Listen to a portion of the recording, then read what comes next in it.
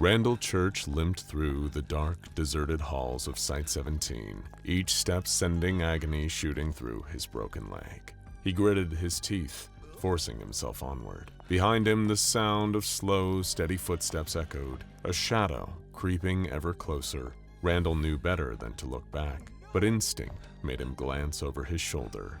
A twisted figure, its blackened form trembling with anticipation, followed after him. It wasn't in a hurry. It never was. It knew it would catch him soon enough. Randall stumbled through a rusty door that shrieked as it opened, collapsing into the mess hall. His heart sank at the sight. Desiccated bodies sat slumped in chairs, skin stretched tight over their bones, frozen in grotesque poses, as if mid-meal.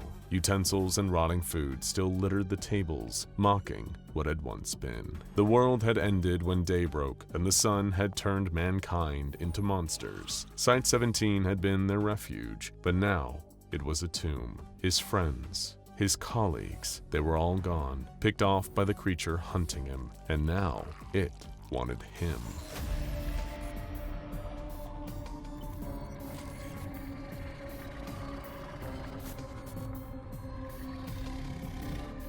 Randall's heart raced as he lurched through administration, weaving between overturned desks and filing cabinets. He could hear the footsteps again, slow and deliberate. The monster had let him go once, after 3 days of torture, snapping his femur like it was nothing, laughing at his pain. It always preferred the chase to the kill. Sweat ran down Randall's face as he dove into a closet, slamming the door shut behind him. His breath came in ragged gasps, his body shaking uncontrollably. He could still hear it, pacing outside, savoring his fear. "Please, not again," he thought. Randall squeezed his eyes shut, pulling his knees to his chest as he started to sob. He couldn't take it anymore. He had seen it shrug off bullets, tear through his friends as if they were paper. Now it wanted him, and he knew he couldn't survive another round. Suddenly, the footsteps stopped. Silence. He held his breath as he opened his eyes, daring to hope. Maybe it had given up. Maybe he'd be safe for just one more night. But then, the smell hit him, like rotting meat and acid. His heart plummeted as a black stain appeared on the wooden door in front of him. The wood began to bubble and sag, and all Randall could do was watch as the gray, bony hand reached through the door. A few hours later, in the dead of merciful night, Dr. Alistair Glendon arrived at the ghost of Site-17. Its great crumbling edifice had once posed as a power plant, huge smokestacks rising up from the center. Nobody but Foundation personnel knew that they doubled as missile silos, but that was irrelevant now. Dr. Glendon was here for something else. This wasn't just about neutralizing an anomaly. This was personal.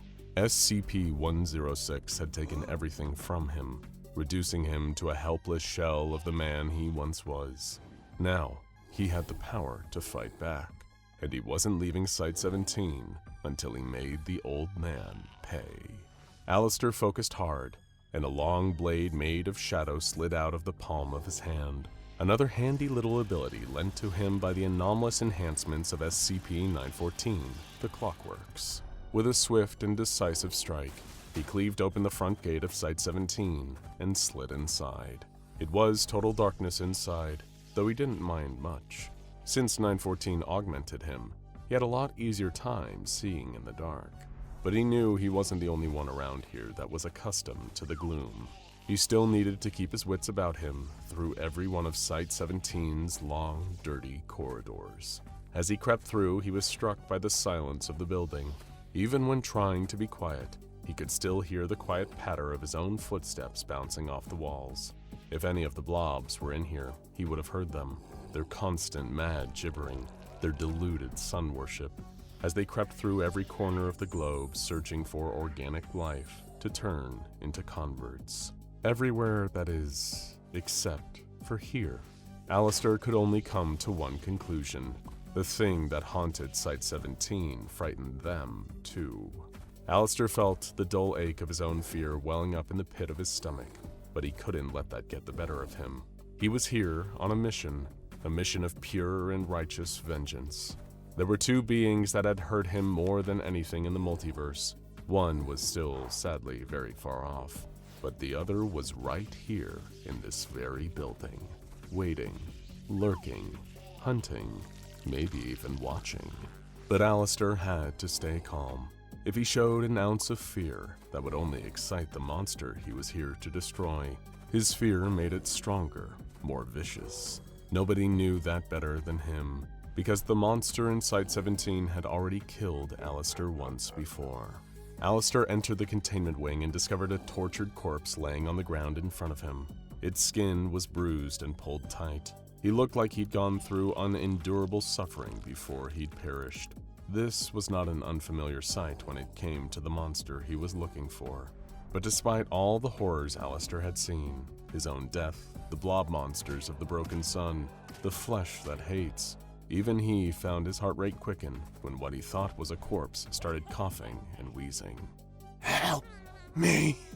The body, which not long ago had been junior researcher Randall Church, forced through broken lips. It's coming back! And he was right. A familiar black sludge was now dripping from above. Alistair's gaze followed the viscous tar-like snail trail upwards, where his eyes met the glinting beady stare of SCP-106, the old man, standing upside down on the ceiling. Reunited once again with the monster that had once taken his life when he was a researcher at this very site. Oh, the memories.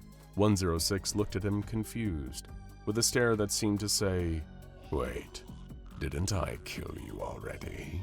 In an act of mercy that Alistair knew would irritate the old man, he extended a shadow blade from his palm, piercing the heart of the wretch who had once been Randall Church, putting him out of his misery so 106 could torment him no longer. The old man's face shifted, his expression changed to reveal just a hint of shock. Before the old man could make a move, Alistair conjured up his shadow spear and threw it at his murderer with deadly precision. The old man was surprised, but he's faster than he looks. He dodged the spear and dropped to the ground, landing on his feet. He didn't like to be challenged, and Alistair would need to be punished for his transgressions. 106 lunged towards Alistair with terrifying speed, swinging ferociously with a corrosive fist. Alistair was able to construct a shadow shield in the nick of time, blocking the worst of it, but the force of the old man's blow still shattering through, sending Alistair skidding back across the ground. For a moment, everything went black, but he couldn't stay down. Not again. The thing was so much stronger than the blobs or the flesh, but he could not give up now, for there was a fate far worse than death waiting for him. Alistair summoned up his power and constructed a shadow sword, swinging for the old man who narrowly dodged out of the way. They traded blows back and forth, neither managing to land a hit. When it came to speed, they were on equal footing. Alistair had the advantage of surprise on his side, but the old man had fear. Memories of that endless pain flooded back. The screams, the darkness, the never-ending torment. Alistair's chest tightened. For a moment he was back there, a prisoner in the old man's hell. But this time, he wasn't that weak man anymore. The memories gave Alistair just a split second of hesitation though, and the old man took full advantage. He grabbed Alistair by the throat and slammed him to the ground, dazing him. But the sadistic old man was not going to stop there. He was already having too much fun. He struck Alistair again and again, bloodying his face, each blow delivered with an impossible strength for a creature so frail and rotten. Alistair, thinking quickly, made himself a rudimentary shadow club and struck 106 in the side of the head, knocking the beast off of him. Ignoring the throbbing pain in his head, Alistair rose back up as the old man did the same. Once again, they stood eye to eye. This time Alistair went on the offensive, rushing towards the monster. As Alistair charged, 106 backed up against the nearby wall, and before Alistair could even realize what was happening, the old man started to sink into the solid surface. He was opening a portal to his pocket dimension, and now it was too late for Alistair to pump the brakes on his momentum. The old man grabbed Alistair by the throat, slamming him into the wall with a force that left him breathless. Everything went black for a moment. When his vision cleared, he wasn't in Site-17 anymore. The walls shifted, dripping with black sludge. He was in SCP-106's world now, the pocket dimension where nightmares become reality. It was a maze of endless concrete corridors, the walls dripping with that corrosive black sludge that leaked from the old man's every pore. He was the king here, and this maze was his endless kingdom. Alistair's heart pounded, but this time, he was not helpless. Alistair's smile was grim. This place had once been his hell. He died here over and over in agony, but that was then. He wasn't that broken researcher anymore. "I was hoping you'd bring me here," he muttered, his voice dripping with vengeance. The rage inside him swelled, and with it his power. The shadows around him thickened. It was time to end this. Alistair prepared his special move, one that he'd been saving for just this very occasion. He formed an orb of solid shadow around himself and focused all of his power, all of his rage, his desire for revenge, on expanding it. The force of it started crushing the environment around him, tearing through the pocket dimension and annihilating everything in its way. Even 106 didn't have time to run, as the expansion of Alistair's domain within his own quickly forced him out of his own world. The pocket dimension collapsed from within, and both Alistair and 106 were forced back out into the halls of Site-17. But this time, Alistair was on top. The old man tried to crawl away, feeling fear for perhaps the first time in its wretched life. He walked over to the crawling creature and kicked it in the shoulder, flipping it over onto its back where it wheezed in pain. Alistair placed his boot on the monster's chest, holding it in place. How? It croaked out. How did you come back? "Someone brought me back, pulled me out of the ether and dropped me in the middle of this nightmare. And I'm gonna put him through a world of pain that you could only dream of." The old man paused for a moment, then started to laugh. Alistair hated that sound. It was incessant during his torture. That awful laugh. "What's so funny?" Alistair asked. "Take it from an old-timer," the old man said. "It'll never be enough." "Maybe so, old man, but it'll have to do." Without another word, Alistair manifested a giant battle axe out of shadow and brought it down into the old man's face with one decisive swing. If the SCP Foundation still existed in any meaningful capacity, they would have redesignated SCP-106 neutralized.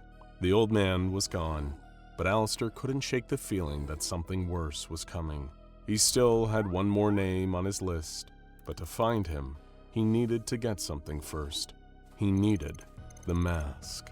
Now go check out SCP-106 Caused a School Lockdown and SCP-106 The Old Man Origin Theories for more.